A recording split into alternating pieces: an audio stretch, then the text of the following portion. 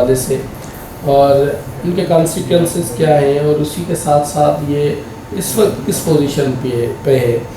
Dairy farmer سے بھی گفتگو کروائی آپ کی، اور آپ کو ہاسپٹل کا بھی وزٹ کروایا، ڈاکٹر سے بھی گفتگو ہوئی. ان تمام تر ایشو پر گفتگو کرتے ہیں. Dairy farmers dairy and cattle farmers association کے پریزیڈنٹ ہیں شاکر عمر گجر صاحب. گجر صاحب بہت شکریہ، آپ نے پروگرام پبلک کی آواز کے لیے ٹائم نکالا. لمپنگ ڈیزیز کے حوالے سے پہلے دن سے آپ بڑی آوازیں آپ کی ہمیں سنائی دیں. کیا ڈیزیز ہے، کیا کانسیکوینسز ہیں، اس وقت کیا اسٹیجز؟ اصل میں جی ڈیزیز جو آئی تھی وہ نومبر سے شروع ہوئی تھی، اور پہلا کیس جو تھا وہ جام شورور کہیں سنتے ہیں بھاولپور میں ڈائگنوز ہوا تھا. اور یقیناً جیسے ہی ہمیں پتہ چلا، ہم دسمبر سے بآواز بلند اسے اداروں سے بھی کہہ رہے ہیں، میڈیا کو بھی کہہ رہے ہیں، پر کسی نے نوٹس نہیں لیا.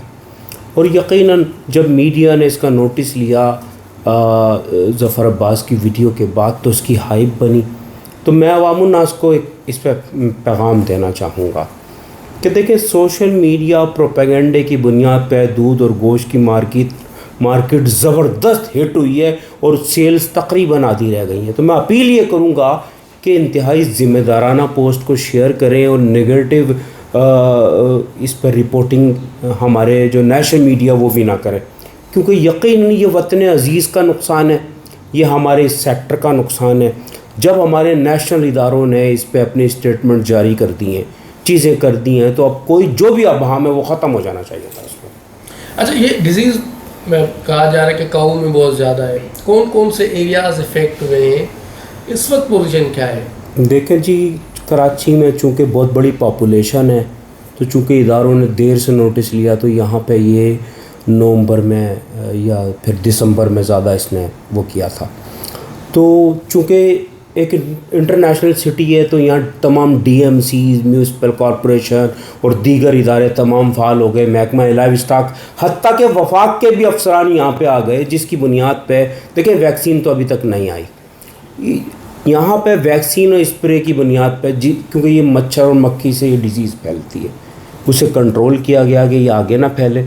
تو میں یہ کہوں گا کہ اس پہ اداروں کو سب سے زیادہ جو اہمیت ہے وہ ہے ہماری ڈرگ رجسٹریشن اتھارٹی کی اور سیکٹری ہیلتھ کی. یقیناً یہ میرے ملک کی معیشت کا معاملہ ہے، یہ قومی سطح کا مسئلہ ہے.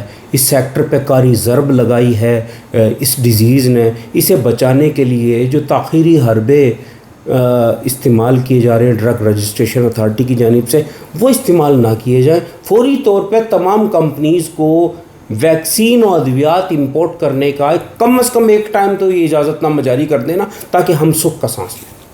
اچھا، اب اس وقت ویکسین تاحال تو نہیں آ سکی ہے، تو وہ ایک اور فارمولہ کہا جا رہا ہے کہ کوئی گوٹ کی جو ویکسین ہے وہ لگائی جائے. وہ کیا کارآمد ہے، فائدہ مند ہے؟ دیکھیں جی، VRI لاہور کی گوٹ اینڈ شیپ جو ویکسین ہے پاکس کی، وہ اس کے امیون سسٹم کو بہتر کرنے کے لیے اویلیبل ہے. پر وہ بھی جہاں تک میری اطلاعات ہیں، تاحال چیف سیکٹری سندھ نے چیف سیکٹری پنجاب سے ابھی تک میری اطلاعات کے مطابق بات نہیں کی. اگر کر لی ہے تو بہتر ہے. دیکھیں، اس ڈیزیز کو نومبر سے اب تک 5 مہینے ہو گئے ہیں، تو یقیناً یہ مجرمانہ غفلت ہے اداروں میں موجود کرپٹ افسران کی، جو اب تک تمام چیزیں بہتر انداز میں نہیں ہو سکیں. اس وقت بھینس قانون میں کتنے افیکٹیز ہیں، کتنے جانور افیکٹڈ ہیں؟ دیکھیں جی، یہ ڈیزیز چونکہ اس نے ہٹ کیا تھا امپورٹڈ اینیملز کو اور کراس بریڈ کو، بھینس کو اس نے متاثر نہیں کیا. اور یہاں پہ چونکہ 80% بھینسیں ہیں، 80 اور 20% کاؤز ہے. 20% میں تقریباً 4% امپورٹڈ یا کراس بریڈ ہے، جسے اس ڈیزیز نے ہٹ کیا تھا، جنہیں سلاٹر کر کے ڈمپ کر دیا گیا. اور کیونکہ کوئی بھی فارمر جب ڈیزیز آتی ہے تو اس جانور کو اپنے فارم پہ نہیں رکھتا، اور اس کا دودھ جیسی یہ ڈیزیز حملہ آور ہوتی ہے، اس کے دودھ کی پروڈکشن 0 ہو جاتی ہے. تو میں بہت ذمہ داری سے تمام چیزیں آپ کو بتا رہا ہوں. تو تقریباً 4% امپورٹڈ یا کراس بریڈ کو آیا تھا، جسے کنٹرول کر لیا گیا. KMC ہمارے ہاں ادارہ موجود، لائیو اسٹاک ادارہ موجود، نیشنل فوڈ سیکیورٹی ادارہ موجود، بہت سارے ادارے موجود ہیں. آپ ان کی کارکردگی سے مطمئن ہیں اس ڈیزیز کے حوالے سے؟ میں قطعی طور پر مطمئن نہیں ہوں. ڈیزیز جو پھیلی ہے وہ ہمارے نیشنل سطح کے کچھ ڈیسیجنز ہوتے ہیں اور صوبائی سطح کے بھی کچھ ہیں جو کہ نیشنل سطح کے اداروں نے لینے اور صوبائی سطح کے انہوں نے نہیں لیے وقت پہ. جب ایک چیز وقت پہ نہیں ہوئی تو یقیناً یہ غفلت ان کی رہی.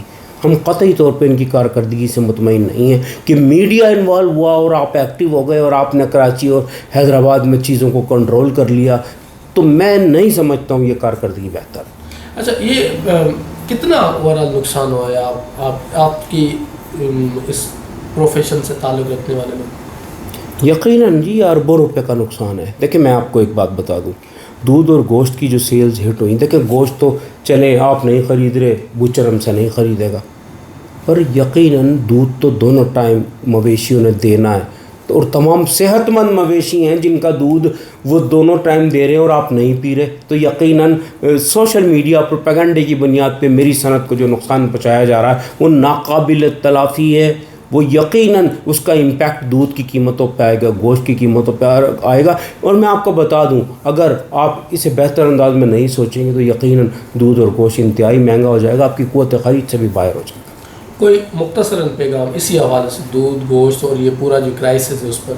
میں عوام الناس سے یہ اپیل کروں گا, اور میں پرائم منسٹر آف پاکستان سے بھی اپیل کروں گا کہ ایک تو ڈرگ رجسٹریشن اتھارٹی کو فوری طور پہ ایکٹیو کرے کہ وہ تمام کمپنیز کو اجازت نامے بلا امتیاز جاری کرے.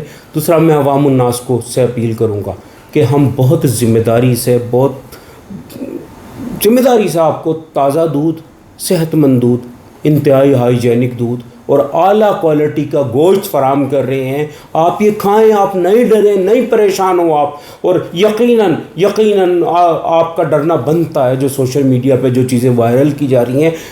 خدا کے لیے منفی پروپیگنڈے سے باہر آئیں اور اس سیکٹر کو نقصان پہنچانے سے بچائیں. دیکھیں میں آپ کو بتاؤں کہ آپ کو کووڈ میں انڈسٹری نے زندہ نہیں رکھا, آپ کو آپ کے کسان نے زندہ رکھا, اور یقیناً آپ اپنے کسان کو نقصان پہنچا رہے ہیں, آپ وطن عزیز کی معیشت کو نقصان پہنچا رہے ہیں دودھ اور گوشت سے دور ہو کے. تو میں اپیل کروں گا کہ منفی پروپیگنڈے سے باہر آئیں اور دودھ اور گوشت کا استعمال شروع کریں. جزاک اللہ جی. بہت شکریہ شاکر گجر صاحب. شاکر گجر صاحب سے آپ نے جانا موقف ڈیری فارمرز ایسوسی ایشن کا. اب لیتے ہیں مختصر بریک, اور بریک کے بعد منسٹر فار لائیو اسٹاک ہمیں جوائن کریں گے اور ان سے جانیں گے انہوں نے کیا کیا اسٹیپس لیے ہیں اور کس طرح سے یہ تمام تر چیزوں کو ہینڈل کیا جا رہا ہے.